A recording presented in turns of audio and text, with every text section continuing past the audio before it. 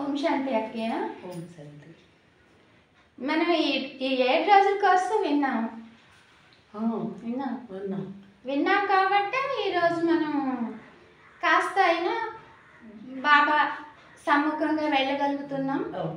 కాస్త అయినా బాబా చెప్పినవి కొద్దిగా మన జీవితంలో పాటించుకుంటున్నాం. అందుకు నాకు అయితే అనిపిస్తుంది అక్కయ్య, వ్యర్థంగా అందరూ వ్యర్థమైన మాట్లాడుతూ జీవితాన్ని వ్యర్థంగా చేసుకుంటూ ఉన్నారు. ఈ సంస్థ అనేది ఒక గొప్ప మంచి మార్గాన్ని చూపించే విధి విధానం. అందుకు ఏ ఒక్కరికి కాస్త టైం ఉన్నా ఈ దగ్గరలో ఎన్నో సెంటర్స్ ఉన్నాయి కదా, వాటికి వెళ్ళి వాళ్ళు ఈ జ్ఞానాన్ని పొంది 7 రోజుల కోర్సు వింటే వాళ్ళ జీవితం, అసలు విద్యార్థులు వింటే ఉన్నతమైన చదువులు చదువుకోవచ్చు. అసలు మనం అంటే ఏంటో, జ్ఞానం అంటే ఏంటి, మనం తెలుసుకొని ఎదటోళ్ళని మనం కొంచెమైనా పరివర్తనలోకి తీసుకురాగలిగాం. అది ఈ జ్ఞానం యొక్క లక్ష్యం. కానీ ఇప్పుడు ఏంటంటే ఆలోచిస్తున్నారు, నన్ను చాలామంది నాతో అంటారు, అక్కయ్య మీలా జీవించలేము, మేము ఆహార నియమాలు చేయలేము, అందుకే మేము రాము అంటారు కొంతమంది. కానీ అది కరెక్ట్ కాదు. ఎందుకంటే అందరూ నియమాలు చేయక్కర్లేదు.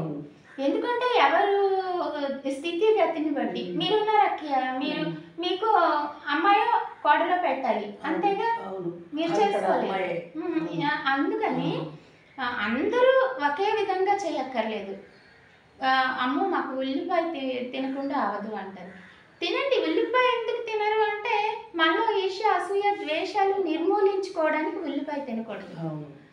మీరు తినైనా చేయండి. ముందు జ్ఞానం అయితే అందరూ వినాలి కదా అక్కయ్య, వినాలి. ముందు ఈ జ్ఞానం ఏంటి, మనం ఏంటి తెలిస్తే నెమ్మది మన యొక్క ఎన్ని జన్మలు మనకి, ఈ సృష్టిపైకి మనం ఎలా వచ్చాం, ఆదిలో మనం ఏంటి, ఇవన్నీ చాలా విషయాలు తెలుసుకోవాల్సినవి ఉన్నాయి. అది సమాజం మిస్ అవుతుంది. ఎంతవరకు ఈ జ్ఞానకాంతి ప్రసరిస్తుంది అంటే, కానీ కొంతమంది అయితే ఇంకా అజ్ఞాన అంధకారంలోనే ఉంటూ ఉన్నారు.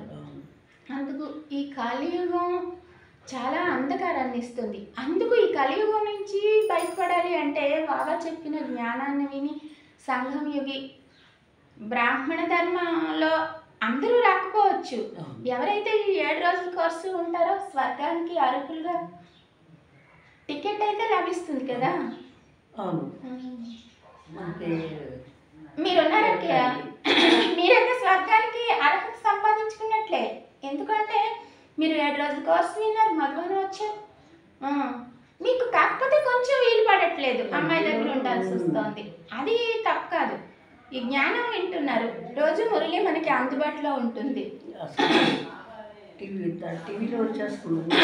ఒకవేళ బుక్స్ లేనప్పుడైనా టీవీలో వస్తుంది, లేదా యూట్యూబ్ కొడితే బ్రహ్మకుమారీస్ ఎన్నో తెలుసుకోవచ్చు.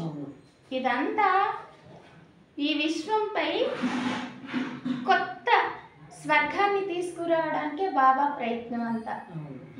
ఈ కామ క్రోధ లోభ మోహ అహంకారాలను నిర్మూలించి ఈ సృష్టిపై మన స్వధర్మమైన శాంతి, ప్రేమ, ఆనందం, పవిత్రత, జ్ఞానం ఇవన్నీ సృష్టిపై తీసుకువచ్చే ఒక గొప్ప విధానం.